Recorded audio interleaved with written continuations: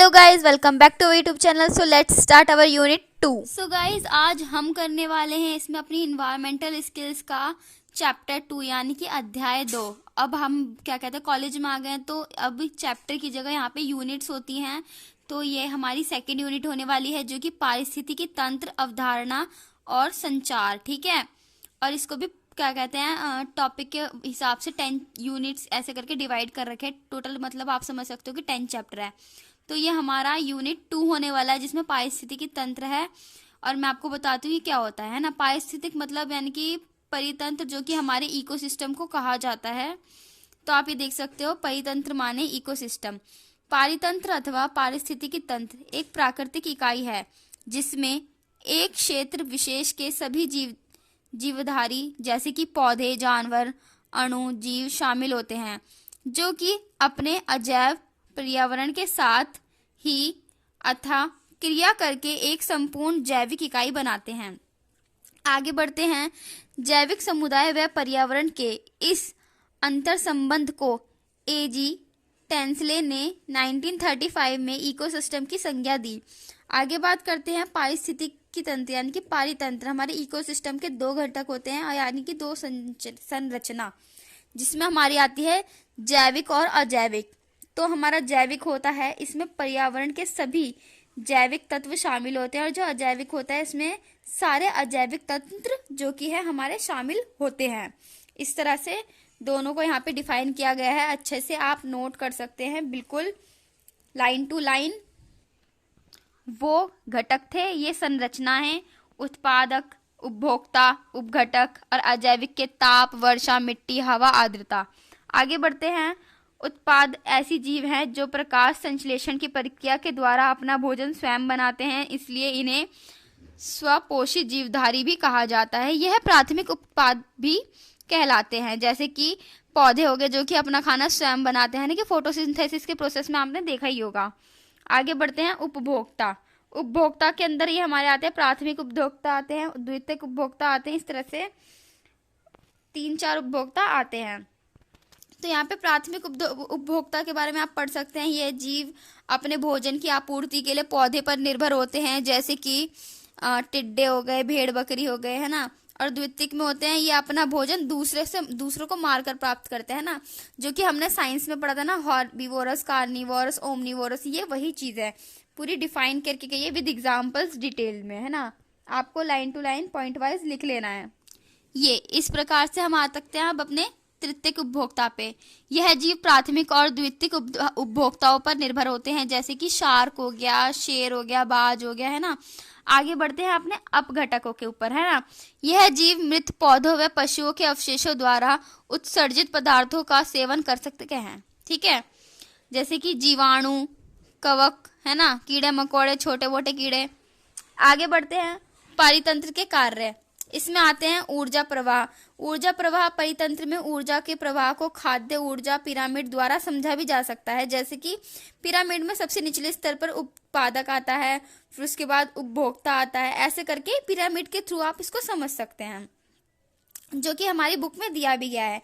उसके अलावा द्वितीयक और तृतीयक उपभोक्ता उत्पादों के बाद क्या कहते हैं जो रखे जाते हैं, उनमें उत्पादक प्रकाश संश्लेषण द्वारा स्वयं का भोजन निर्माण करते हैं, और प्राथमिक उपभोक्ता उत्पादकों की ऊर्जा के केवल 10% ही ग्रहण कर पाते हैं, इससे ज्यादा नहीं ग्रहण। खाद्य श्रृंखला।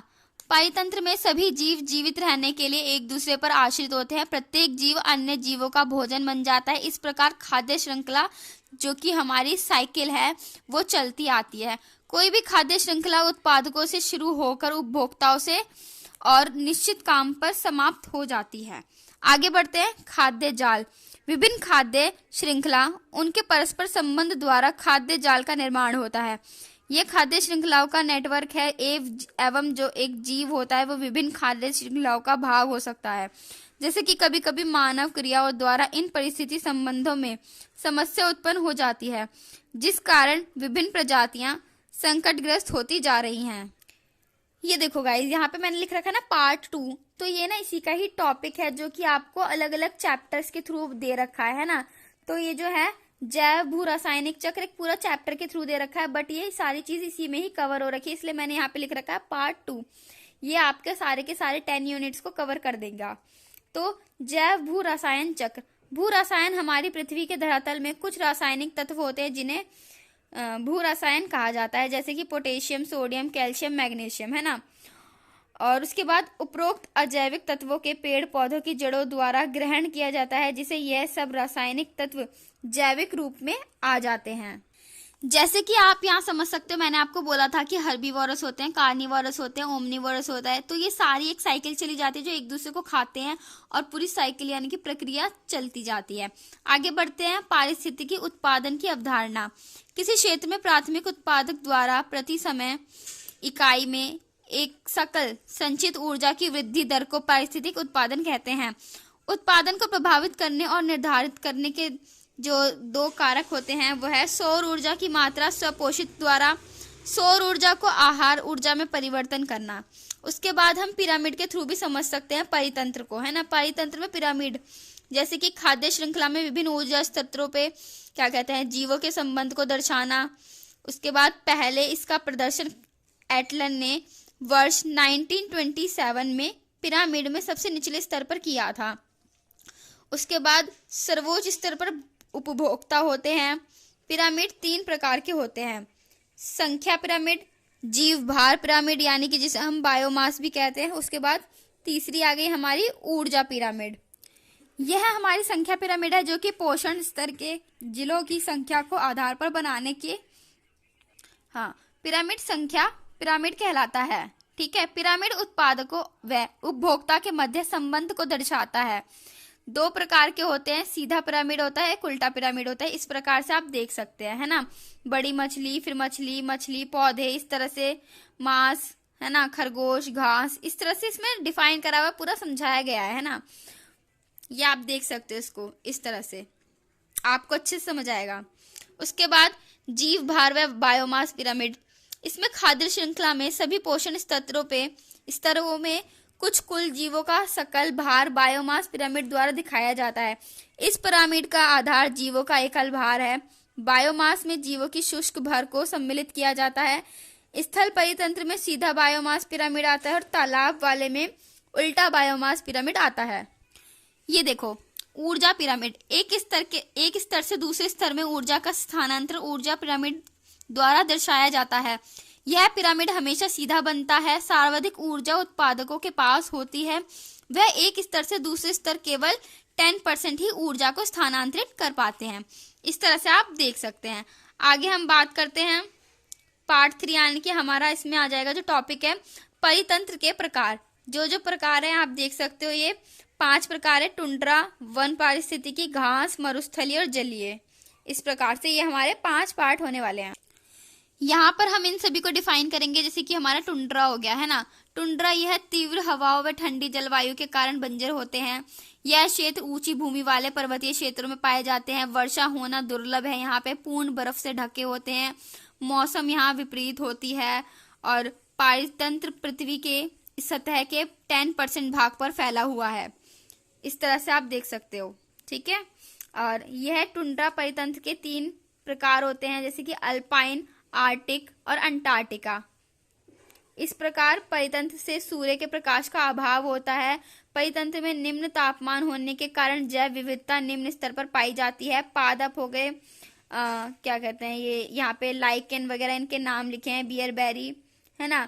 और पशु हो गए ध्रुव्य भालू, कारिब, मतखरा बतख और बर्फ उल्लू वाले बर्फ, है ना, कारतूसी बैल, जो कि सारे ऐसे इलाकों में पाए जाते हैं। तो ये आप अच्छे से नोट कर सकते हैं इजीली विद एग्जांपल्स, आपको पढ़ने में कोई प्रॉब्लम नहीं होगी। और यहाँ पे कितने प्रकार होते हैं, इस तरह से सब कुछ। आगे बात करते हैं हम अपने वन परितंत्र की। वृक्ष, पौधे, झाड़ियां व लताओं के समुदाय को वन कहा जाता है। इस परितंत्र के मुख्यतः तत्व तापमान, मृदा और आर्द्रता से घिरे होते हैं, है ना। प्रचुर मात्रा में वनस्पति पाई जाती है। मनुष्य भी इन परितंत्र के भाग हैं। इसमें आ जाएगा हमारे शीतोष्ण कटिबंधीय वन, उष्ण कटिबंधीय, शंकुधारी वन, जो कि आपने पढ़ रखे हैं अपनी आगे वाली क्लास में। इस तरह से, है ना, क्या होते हैं, सागवान और शीशम की लकड़ियां होती है, पशु हाथी गैंडा ये सब पाए जाते हैं ना, जैव विविधता पाई जाती है। आगे बढ़ते हैं, घास परितंत्र।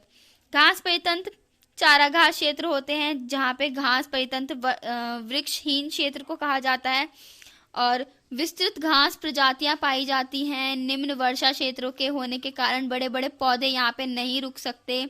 प्रमुख घास जो होती है इस मैदानों पे वो पंपास होते हैं, प्रेयसी होते हैं, डाउस होते हैं और सावान होते हैं। जो पशु होते हैं वो गधे हो गए, जैबरा हो गए, है ना, चिंकारा हो गए, बकरियां हो गई। तो इस तरह से हमारा घास परितंत्र भी समाप्त होता है। अब आगे बढ़ते हैं मरुस्थलीय पे। यह है हमारा मरुस्थलीय पारितंत्र। यह पृथ्वी के अति संवेदनशील क्षेत्र में है जहां औसत वर्षा 25 किलोमीटर से कम है। इन अर्धशुष्क क्षेत्रों में तापमान अधिक होता है। तापमान के आधार पर मरुस्थल दो प्रकार के होते हैं, गर्म और ठंडे। गर्म होते हैं थार रेगिस्तान हो गया और ठंडे होते हैं लद्दाख जैसे इलाके। इस परितंत्र में कांटेदार पौधे, झाड़ियां, नागफनी, बबूल, कैक्टस ये सब पाए जाते हैं। और यहाँ पे जो पशु हैं वो पाए जाते हैं भेड़िया, रेगिस्तानी बिल्ली, रेगिस्तानी लोमड़ी, है ना।